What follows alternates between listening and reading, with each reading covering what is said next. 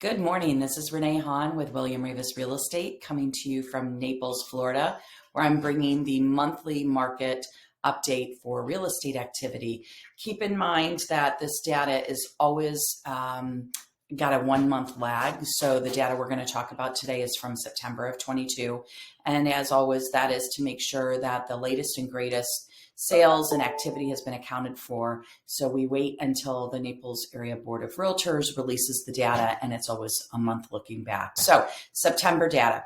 I'm going to go through the data like I always do. We'll do it kind of quick because what I really want to do is spend time on the front end talking more about the market. And I know a lot of people have a question about, whether it's shifting, what Hurricane Ian's done. And I'd rather spend the time on that. Again, we'll hit September's numbers, but because the hurricane didn't happen until the tail end of September, it's not necessarily reflected in the data. What I want to start with is sort of a comparison between Hurricane Ian and Hurricane Irma. I always say in the news media, I'm sure good intentioned, always has a tendency to apply news very broadly, and sometimes it doesn't give the context.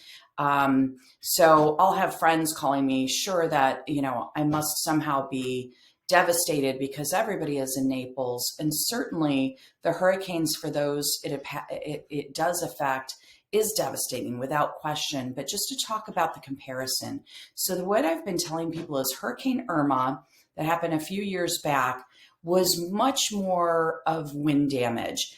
And because of how the storm was, because of the high winds, because of how it rolled in, Hurricane Irma actually affected far, far, far more people than Ian did. So it was, you've probably heard people's roofs were in some cases peeled off or ruined. Trees created damage, so on and so forth. Whereas Hurricane Ian affected a much smaller part of the population, so predominantly around the coastline and internal waterways, canals that come off of the Gulf, because for Ian, it was much more about the storm surge. So Irma affected far more people.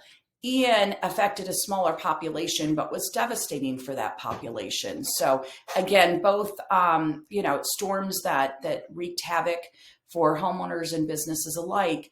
But it's important to remember the context. And the reason I bring that up is there is still a very large portion, I would guesstimate around 80%, perhaps more, of Naples that didn't have storm damage from Hurricane Ian or might have had incredibly low storm damage. So for example, my home, the only impact we had were some tiles that came loose and left the house. They happened to find my car, so I had some dents and some minor screen damage. So I'm 3 miles away from the beach and experienced very minimal disruption by Hurricane Ian.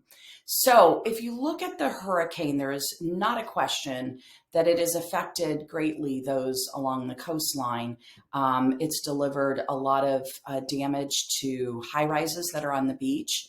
Not so much the units, but more the ground level amenities and entrances. So when you think about the effect it'll have on that, and it will have an effect, keep in mind that you've got a broader area of Naples that is still continuing to do as well as it always has. So I want to make sure people know that. Now, people are trying to decide if they are going to be coming to Naples during season, and we do benefit greatly from a seasonal crowd because those renters are oftentimes buyers as well of real estate. So we're waiting to see what the impact is on that. But I will tell you, I just got a notification this morning that they've tested the Collier County water at the beach and have deemed that it's safe. So we've still got to worry about some debris in the water because boats ended up in places they shouldn't, cars ended up in places they shouldn't, other things ended up in places they shouldn't. So we still need to proceed with caution, but our beaches are well on their way to returning to the beautiful sugary white sands and emerald waters that Naples has always enjoyed. So again, always talk to someone local. The news is helpful, but oftentimes can be alarming. And we want to make sure that you've got real-time data. Many of the restaurants have opened back up. 3rd Street has taken a hit without question. But there's even restaurants, Sales, which is a very popular restaurant on 5th Avenue, has opened along with many others. And then, of course, we enjoy wonderful restaurants throughout the Naples area, including Venetian Bay, the Village on Venetian Bay, Mercado, Waterside Shops, and many others in different locations. So, the economy is still continuing to thrive. Businesses are open, and we are enjoying all the things that Naples has always historically provided. So I wanted to give you that encouraging news. The other thing I wanted to mention is oftentimes what I find, and as someone who I consider myself to be a data hound, I look at the immediate micro real estate data on a very regular basis and have a great handle on it. But I'm also very well aware of the macroeconomics that tie into real estate behavior. And sometimes for me, because I do keep so up to date, I get so frustrated by the knee-jerk reactions that I will sometimes see, whether it's from homeowners, whether it's from buyers, and in some cases, unfortunately, from real estate agents. And then it starts this unnecessary trend, right? And so as I look at some of the statistics, I worry that people jump on bandwagons quick and cause some unnecessary, sometimes damage to ourselves in our market. And so I want to encourage everybody, hold tight, make sure you're talking to qualified real estate experts and getting advice, and that you're not doing knee-jerk reactions, because you don't want to create this situation where people are following each other down a rabbit hole when none of it was even necessary. And that's really important. I've seen it in tidbits. I've seen in the last week a surge in inventory. And I've got to believe some of it is because people feel, oh my gosh, my home is good. Let's sell it because now it'll stand out as being a great property. And there is some of that. There's others that say, oh my gosh, I've got all these displaced homeowners that need a place to buy. Let's get our house on the market. But if you've got a great idea, chances are many people have that great idea. And so everybody jumps on that bandwagon, inventory shoots up, and the buyer pool temporarily went up because of displaced people, but not to the same degree that I've seen inventory. And so those fast reactions can oftentimes create what I call a very temporary surge or decline in the market that may not be reflective of what, left alone, the market would naturally do.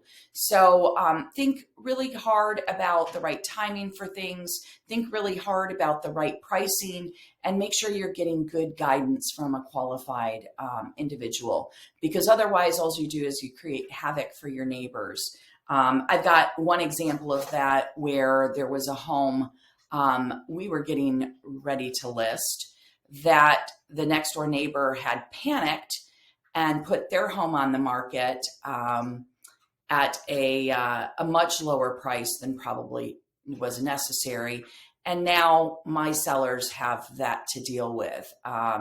And again, it wasn't as though that person was following the market. They were panicking. So enough lecture of that. Again, Naples is a great community, continues to be a great community. We are optimistic that there will be a speedy recovery. And candidly, with the homes that received damage, although as tragic as that will be, and in many cases as costly as that will be, what will happen on the back end of that is you've got a premium area because of proximity to the beach and downtown that will now get this rejuvenation of, in many cases, raised elevation, in other cases, renovated properties that will be incredibly appealing to people. I would also say that there are people that do not have the interest in rebuilding who will now be putting their homes on the market at lot value. So if you think about how tight the market's been around finding lots to build on, you're going to see some opportunities there. They won't be giving them away. That's not, nobody's interested in giving things away. And you've got to remember that Naples is predominantly a very heavy cash market. So people own their homes outright. It's not as though that there's a big panic that they're carrying this mortgage and a home is uninhabitable. So for those that you're seeing come on as lot value, as an example, I have one right now in Park Shore that I just put on very, very early this morning. Yes, she wants to sell it because she actually already owned property in another area that she was planning to build on. And now it's just accelerated it for her. So it's somewhat silly to go put money into rebuilding a home that she doesn't plan to live in for the long term. Now that lot is available for others. And there will be many examples like that. So it could be a great opportunity if you're interested in building your dream home to scoop up a lot that would be to your liking. And they're being sold at lot value. So you don't see a lot of inflation on them. So it could be a good time for that. For buyers, it's a good time because there's more inventory to choose from. And that's a good thing. It is a bit of a balanced market in that, coming off of the crazy frenzy of year end and year beginning market activity we had where prices were just escalating and skyrocketing, they've now settled down. So my message to sellers is this. You also need to make sure you have realistic expectations. Homes are taking longer to sell, and they're not selling for what they were during that crazy peak, but they are still selling better than in many cases in 2019. So keep it all in perspective. Make sure you don't react. It's a good time to sell if your home is in sellable condition or at an attractive price for people to do renovations that they want. It's a good time to buy because you have options and you don't have this crazy bidding war. And that makes it a balanced market. So with that, I'm going to move forward and have you look at the actual statistics here. So we'll go on to new listings. And this is a trend that's been pretty consistent this year. So I'm looking at it two ways. When you look at it year over year, September 22 compared to September 21, we're down 30%.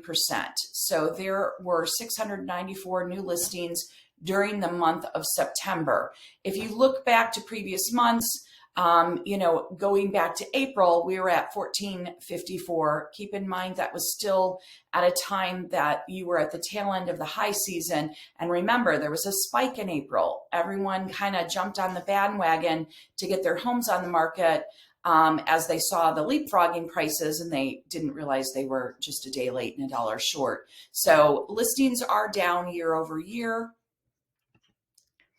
Let's take a look at what's going under contract. Again, September 22 compared to September 21. Homes for sale, so inventory, was up 55%. So we had 2,146 homes on the market available for sale during the month of September. So it was an increase year over year, but I take you back to September of 2019.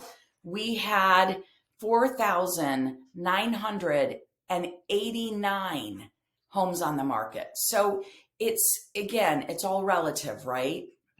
Let's look at the closed sales. So September 22, we were down 44% over the prior year. So 523 closed sales during the month.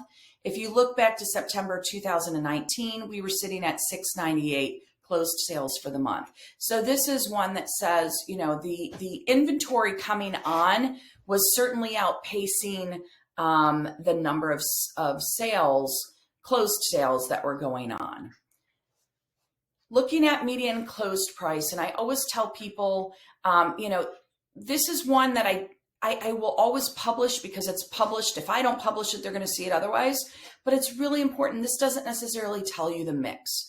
So prices were up 22% year over year.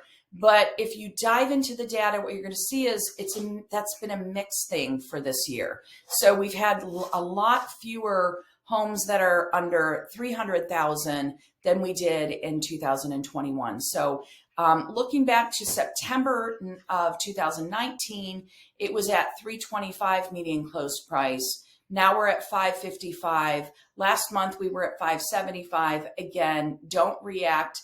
I don't see this as a demonstration of equity as much as it's a big mix between appreciation and mix. So those are the stats. I hope that they're helpful. I still managed to get in under 15 minutes, despite the fact that I went long at the front end. And as always, if you have any real estate needs for you or a loved one, or you know somebody that has a need, please feel free to pass on my information. Renee Hahn, 239-287-2576. And I can always be found at www.yournaplesexpert.com. Have a fabulous week. And for those that are still in recovery mode from the hurricane, my prayers and my thoughts are with you. We are a community that bands together. And if there's ever anything I can do to help, don't hesitate to reach out. Have a fantastic weekend.